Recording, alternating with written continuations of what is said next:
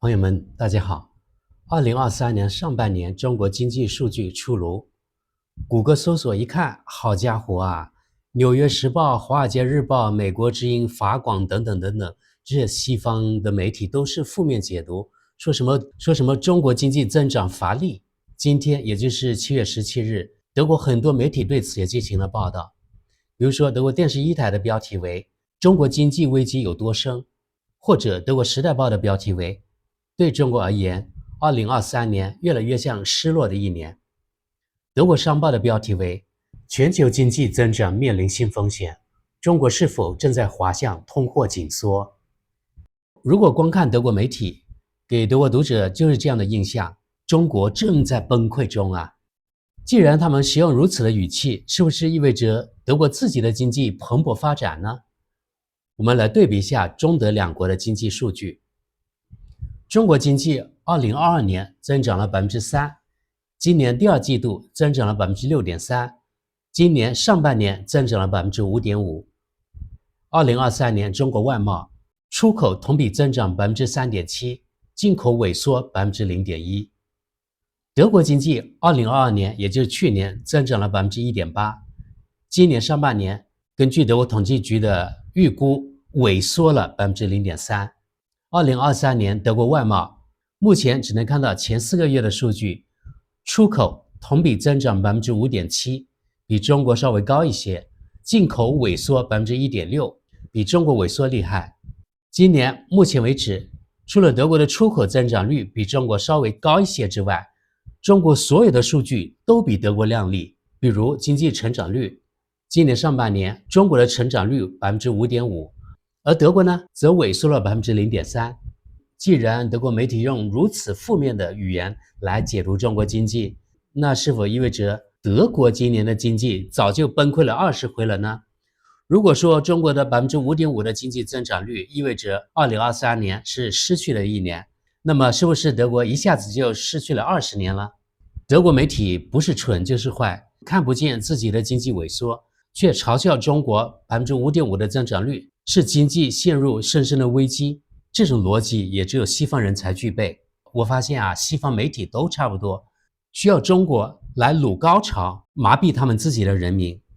不管是丑国还是德国，还是其他西方国家都一样，这就是西方社会的真实现状。要说洗脑，西方说第二，中国还真不敢说第一。因为啊，西方媒体真的太能睁眼说瞎话了，脸都不会红一下。中国的外贸增长率不高，但中国经济仍有 6.3% 的成长率，那么肯定是中国内需市场起了带动作用。我们来看看今年中国国内重卡的销售数据，然后我们稍作分析。我们看这个表是中国商用车网重卡销量统计，这个表是2023年上半年的重型卡车市场销量表，这是全部的啊，就是今年累计全国在国内销售了 48.85 万辆，也就近50万辆，那么全年可能销售超过100万应该没问题。累计增长率 29%， 也就是比去年增长了 29%， 已经非常厉害了， 29% 呀。我们看几个大的那个厂家，一汽解放增长 34%，中国重汽 46%， 陕汽集团 43%， 北奔重汽 51%， 还有福田汽车 22%， 另外呢，江淮汽车 24%。 唯一下降的是远程商用车，所以从增长率来看是相当的厉害呀，可以说是跳跃式的增长。中国国家统计局最新数据，今年上半年中国的第一产业增加了 3.7%，第二产业增加了 4.3%， 第三产业增加了 6.4%。 如果我理解没有偏差的话，第一、第二、第三产业都需要重卡，因为农产品、工业品的运输都需要重卡，运输公司及个人提供物流服务也需要重卡，所以重卡的销量暴涨。刚才我们看到那个表示全国 29%， 意味着制造业不仅没有萎缩，而是在实实在在在增长。因为农产品的产出不可能一下子增加很多，那么意味着制造业肯定是在增长的。重卡销量不会骗人，如果没有需求，企业与个人就不会购买此类运输工具。好笑的是，网上总有些人在造谣说中国经济不行了，外资全部撤走，产业都转移到什么印度呀、东南亚去了等等。既然中国经济如此不好，那为什么德国企业还反其道而行之，在中国增加投资呢？比如德国巴斯夫化工集团大手笔投资到湛江建立大型化工基地，或者德国多家汽车生产商纷纷到中国与中国对手合作，或者建立自己的电池产能。那些唱衰中国的恨国党以及幺四五零们的言论是经不起任何推敲的。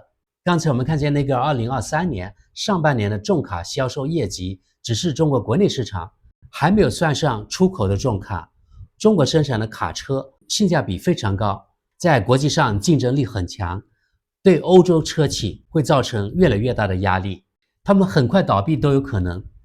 另外，自去年以来，越来越多的中国商用车生产商与国内知名电池生产商进行强合作，生产新能源卡车，相信量产后也很快会攻占世界市场。我现在说的话没有数据支撑，因为还未发生，但是我有很强的预感，那就是中国的车辆，不管是私人乘用车还是商用车，比如货运卡车，都会很快占领全世界的市场。中国会全方位发力，让传统西方工业国家的日子会越来越难过。而且我一直相信，对中国来说，没有所谓中等收入陷阱。那些一直跨不去这道坎的经济体，是因为他们没有相应的产业来支撑自己。比如南美的智利、阿根廷、巴西等国，或者东南欧一些国家，他们的人均 GDP 多年来一直徘徊在1万至2万美元，就是上不去，有的甚至还下降了。阿根廷就是最好的例子，就是因为这些国家没有具有竞争力的产业。现在很多国家产业空心化，他们拿什么来与中国竞争呢？所以我认为中国的前景一定是光明的。对中国来说，这所谓的中等收入陷阱是不存在的。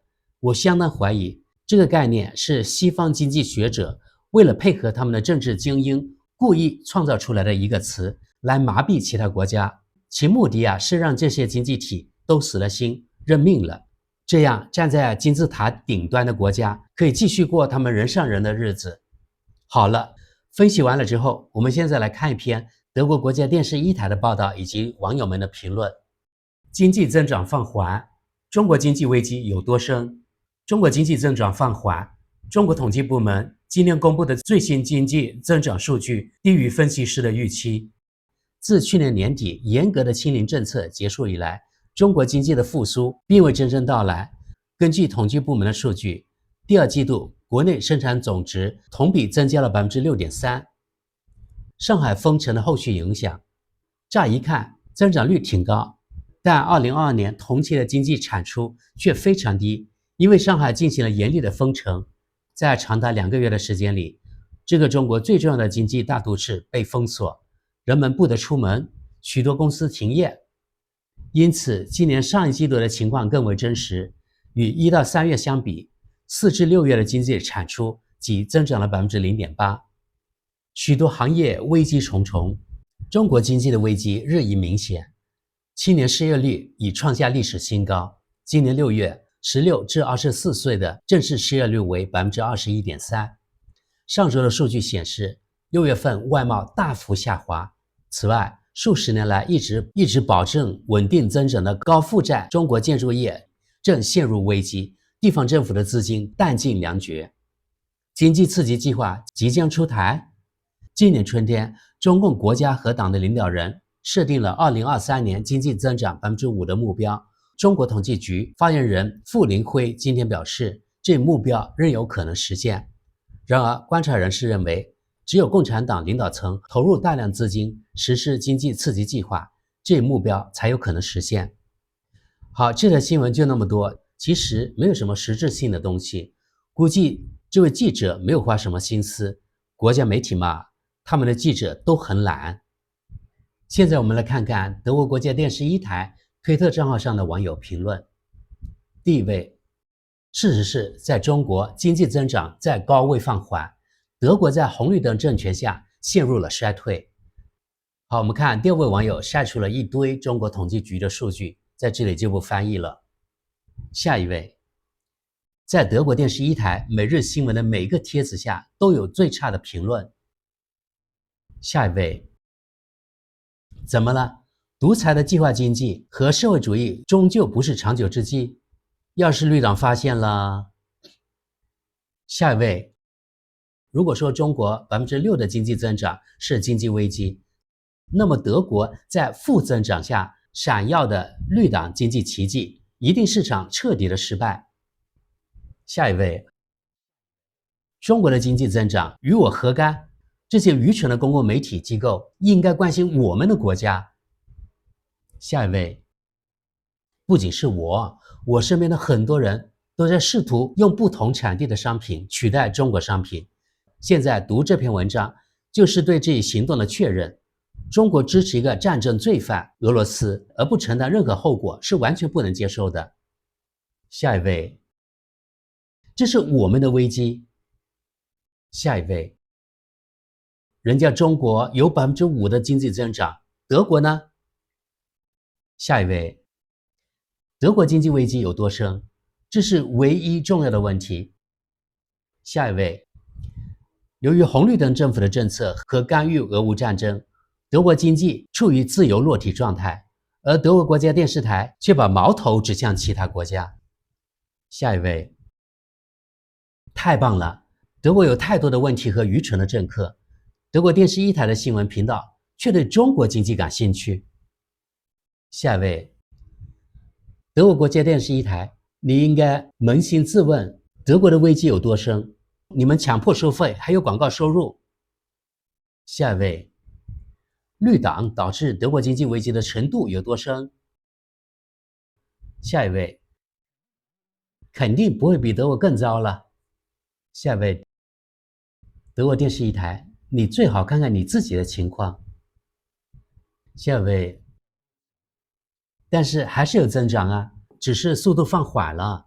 而德国公共媒体的骗子们却在叫嚣什么危机，你们这么搞宣传的呀？下一位，令人惊讶的是，中国的经济增长略有放缓，德国国家电视一台每日新闻频道在谈论危机，而德国经济出现了负增长，您却在谈论绿色经济奇迹，难道您不觉得您的报道很愚蠢吗？好了，朋友们，今天的翻译就到这里吧。我觉得评论区挺欢乐的，不知道德国国家电视一台的领导看不看评论？如果看了，有何感想？朋友们，你们同意德国网友们的评论及观点吗？反正我是一边翻译一边笑的。好了，那我们就到这里，谢谢大家，我们下期见。